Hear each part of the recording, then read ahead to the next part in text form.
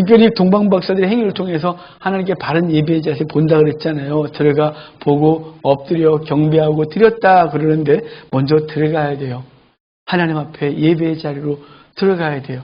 주님을 기뻐하는 곳으로 끝나지 않고 어느 곳으로 들어가야 되는데 예배당에 들어와라. 또 이렇게 생각하지 마세요.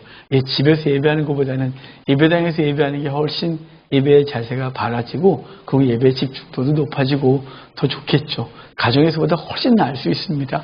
하지만 제가 말씀드리는 것은 어떤 물리적 장소에 들어가라가 아니에요.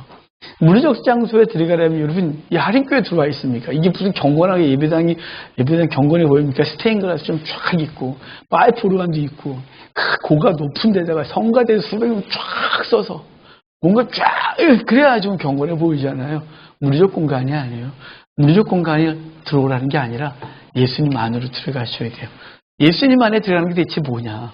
말씀 안으로 들어오시고 기도 가운데로 들어가셔야 돼요. 말씀 안에 들어와서 그분과 만나셔야 돼요. 기도에 무릎을 꿇고 그분과 만나셔야 돼요. 그래야 진정한 예배가 진행되는 거예요. 우리가 몸이 여기 와 있으나 주님 안에 내가 들어와 있지 않다면 주님 안에 내가 들어와서 말씀 안에 들어오고 기도와 찬송 가운데 있지 않으면 우리는 예배를 제대로 드릴 수가 없는 것이죠. 먼저 들어와야 돼요. 그 다음에 보는 것이에요. 들어와서 예수님을 보고 이렇게 경배했다고 하거든요. 보려면 예수님을 만나려면 아까도 말했듯이 말씀 안에 기도 가운데 들어와야 돼요. 말씀 안에 들어가서 말씀 안에 거하시는 주님 뭐라고 말씀하시는 주님 보고 그분을 봐야 되죠. 기도 가운데 세밀하게 말씀하시는 주의 음성을 듣고 그분을 만나야 돼요. 그래서 보고가 두 번째인 거예요. 그래서 요한은 이렇게 말해요. 요한은 요한일서 쓰면서 태초에 말씀이 계셨다고 말씀하시면 내가 그를 본 바요 만진 바라고 말해요. 보고 만졌대요. 그래서 그분과 만나고 그분을 보고 그래서 그는 그 실제적인 삶 속에서 실제적으로 예수님과 동행하는 존재가 될 수 있었던 것이죠. 여러분 주님을 진정으로 주님 안에 들어가 그분을 보는 은혜가 있기를 바라요. 그분을 못 보면 그분을 못 만나면 우리의 신앙이 정말 건조해져요. 그래서 그분 안에 들어가 그분을 보지 못하면 주님은 당신을 그에게 보여주길 원하세요. 왜냐하면 그걸 그냥 방치할 수는 없잖아요. 나를 안 보겠다 하는데 어떻게 방치해요? 그럴 수 있어요? 그럴 수 없는 거죠.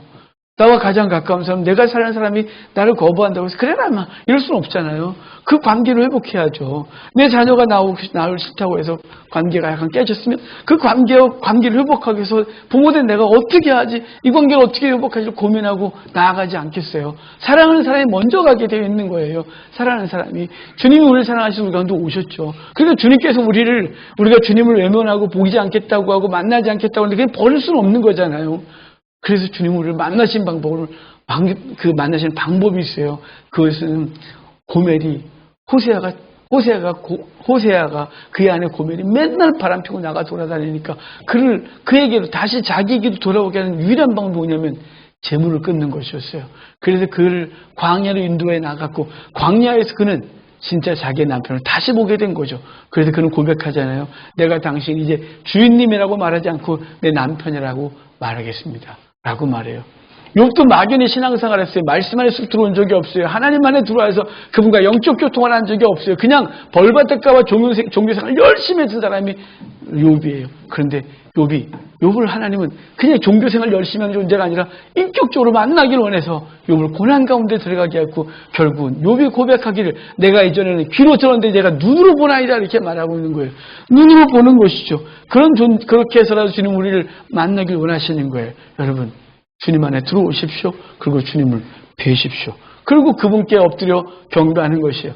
마음을 다하여 프로스큐네요. 그래서 그분 앞에서 무릎을 꿇는 거예요. 그분 앞에 모든 걸 꿇고 그분께 다 드리는 것이 마음을 다. 내 모든 걸 쭉 내려놓는 거예요. 고집 내려놓는 거예요. 그렇게 고집들이 센 거예요. 자기를 못 내려놓으니까 하나님 앞에 친정으로 무릎을 못 꿇는 거예요. 주님이 나의 주님을 믿고 그분 앞에 무릎을 꿇어 내 인생 주권을 내어 맡기는 거예요. 내가 주도하려다 실패 많이 해봤잖아요. 주님께 맡기십시오. 그럼 주님께서 어떻게 이끄시는지를 보게 되는 거예요.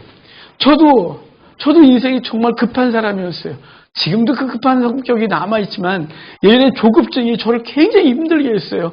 남들보다 빨리 하지 않으면 안 될 것 같았어요. 남들보다 빨리 가면 난 인생이 실패할 것 같았어요. 그래서 항상 조급했고 잠 못 잤고 그리고 계속해서 움직였어요. 그래서 이런 것도 있으나 그래서 아픈 경험이 한두 개가 아니에요. 너무너무 아픈 경험을 너무 많이 했어요. 그러고 나서 하나님께 그랬어요. 주님, 내가 앞서가지 않게 해주십시오. 주님 앞서가시고 저는 그 당신의 뒤를 따르게 하소서. 그래서 그분께 주권을 인정하는데 그게 인정하기 쉽지가 않아요. 조급해지고 불안해지고 예전같이 내가 빨리 가서 저걸 선점해야 되는데 그거 안 하면 내 인생 망칠 것 같은 거예요. 남들 잘 때 난 뭔가를 해서라도 그 앞에 가 있어야 되는데 그거 안 하면 나 죽을 것 같은 거예요. 너무 무서웠어요. 목회도 그랬고 그랬어요. 그런데 그걸 훈련하고 하나님 앞에 다 내려놓고 무릎 꿇고 당신의 주님이십니다. 주인이십니다. 내 인생의 주권 당신께 드린다라고 무릎을 꿇고 그리고 그것을 훈련하고 기도하고 그럴 조급증이 생길 때마다 주님이 내 주인이십니다. 내가 앞서가지 않겠습니다. 주님 앞서가십니다. 묵묵히 따르겠습니다. 라고 계속해서 훈련되어지고 말씀이 저를 주장하시면서 제 진짜 놀라운 평강과 하나님의 길을 열어주시며 은혜가 있는 거예요. 오늘 예배 전에 이 목사님하고 잠깐 얘기했는데 이 목사님이 제 얘기를 하면서 막 우시는 거예요. 제가 또 감동을 받았어요. 왜냐하면 하나님이 목사님의 삶을 인도하시는 거 보면 너무 감동이에요. 주님께서 어떻게 목사님의 삶을 이렇게 하나씩 차곡차곡 인도하시는 거죠. 여러분, 저 예전에 그런 줄 몰랐어요. 저도 되게 조급했고 저 워낙 없이 자랐고 워낙 가난했고 신학생 때 밥 굶고 하반신 마비돼 쓰러지고 이랬던 저였기 때문에 아무것도 없죠. 남들보다 더 한 발짝 더 가지고 남들보다 뭔가를 더 해야 나는 산다고 생각했어요. 그게 제 인생을 주관했어요. 너무 피곤했어요. 뭔가 이루는 것 같지만 남들보다 앞서 있는 것 같지만 항상 불안했어요. 항상. 그런데 내려놓고 나니까 진짜 평강이 있는 거예요. 주의 주권을 인정하십시오. 그러면 세상이 알 수 없는 평강. 그리고 내가 계획하고 갔던 것보다 주님이 계획하시고 주의 방법대로 이끌으시는 것이 훨씬 순적하고 형통한 걸 믿으시기를 바라요. 주께 엎드리는 거예요. 그러고 나서 자기의 것을 드리는 거예요. 그들이 황금과 유향과 모략을 드린다 그랬잖아요. 여러분, 이게 요따만한 금덩어리 갖고 왔을까요? 반지 하나 빼드린 걸까요? 이들은 황금덩어리 갖고 왔을 거예요. 여러분, 유향과 모략이 얼마나 비싸냐면 지금 유향과 모략이 굉장히 싸요. 그런데 고대 때 예수님 때까지만 해도 그 당시에는 이 유향과 모략이 유향 1g, 모략 1g을 사려면 금 1g을 지불했어야 돼요. 금과 유향과 모략의 가치가 똑같았어요. 그러니까 엄청난 예물을 갖고 온 거예요. 그래서 하나님께 왕께 드렸어요. 그 어린 예수님께, 그 아기 집에 들어가 있는 어린 예수님께 그것을 내어드리는 그들의 모습은 마음을 다하지 아니하면 목숨 걸고 그 먼 거리 오지 않았고 그 적구까지 들어오는데 그 많은 관문이 있었을 때 능히 들어와서 그 아기 예수님께 가서 자신의 모든 걸 드리는 그 별의 인도함, 별이 사라지다가 다시 나타난 것 때문에 너무 기뻐하고 와서 예수님을 보고 그 앞에 엎드려 자신이 갖고 있던 엄청난 걸 다 쏟아부어 드리는 이 마음은 진심이어야 되는 거예요. 진심이어야. 그래서 여러분, 우리 헌금 뭉치들이 있어요. 물질의 신화의 고백을 담았다고. 우리의 고백이 담은 게 헌물인 거예요. 고백 없는 헌물은 주님이 동양 받으시는 것 같은 거예요. 안 드리는 것보다 낫죠. 여러분, 하나님 앞에서 예물을 드리는 것이 예물, 그것이 다인가요? 아니요. 우리 자신을 드리는 거예요. 우리 무엇보다 가장 중요한 게 우리의 목숨이고 우리의 삶인 거잖아요.